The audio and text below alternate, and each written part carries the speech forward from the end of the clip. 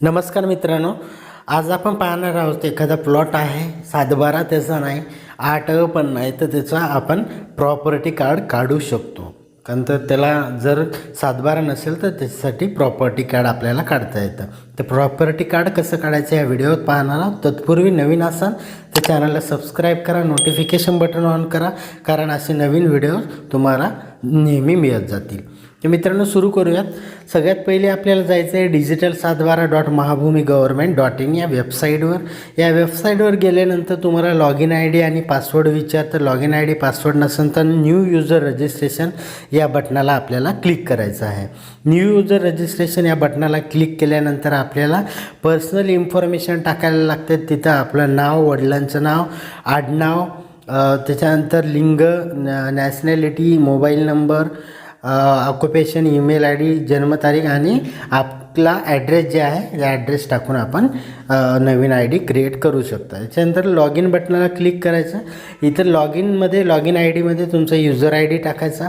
User I D टाकल्यानंतर password टाकायचा आणि पासवर्ड टाकल्यानंतर जो कॅप्चा दिसतोय तो कॅप्चा इथं एंटर करायचा आहे.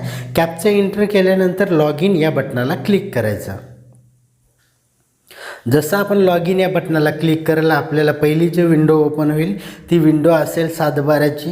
या साईटून तुम्ही 7/12, 8 प्रॉपर्टी कार्ड आणि आता नवीन फेरफार पण काढू शकता.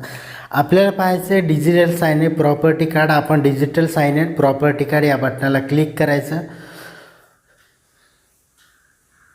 त्याच्यानंतर आपल्याला आपला विभाग निवडायचा आहे. इथं विभाग आपण निवडून घेऊयात.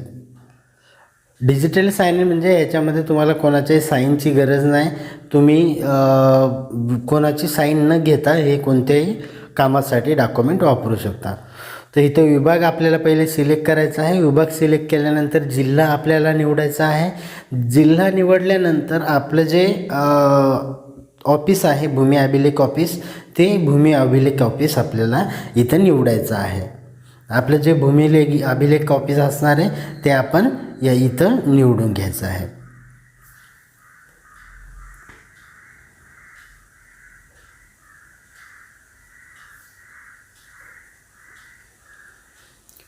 भूमी अभिलेख ऑफिस नंतर तुम्हाला तुमचं गाव टाकायचं आहे. ज्या गावामध्ये तुमची प्रॉपर्टी आहे ते गाव तुम्हाला इथं सिलेक्ट करायचं आहे. आणि त्याच्यानंतर तुमचा CTS नंबर म्हणजे सर्वे नंबर, गट नंबर असेल तर टाकायचा. इथं जर CTS नंबर येत नसेल तर तुमचं प्रॉपर्टी कार्ड आणखी तयार झालेलं नाही असं समजा. त्याच्यामुळं इथं आपल्याला ते प्रॉपर्टी कार्ड काढता येणार नाही. तर आता मी दुसरं एखादं गावचं प्रॉपर्टी कार्ड काढून दाखवतो तुम्हाला. तर इथं परत आपण दुसरं एखादं गाव सिलेक्ट करूयात. दुसरं गाव सिलेक्ट केल्यानंतर इथं सांगतं की 45 रुपये तुम्हाला त्याचे चार्जेस लागणार आहेत. तर 45 रुपये चार्जेस लागल्यानंतर इथं CTS नंबर भरायला सांगतं. तर इथं जो सर्वे नंबर, गट नंबर आहे तो टाकायचा. खाली सेम तो येतो का बघायचा आणि तो नंबर सिलेक्ट करायचा. CTS नंबर निवडामध्ये सेम नंबर येतो.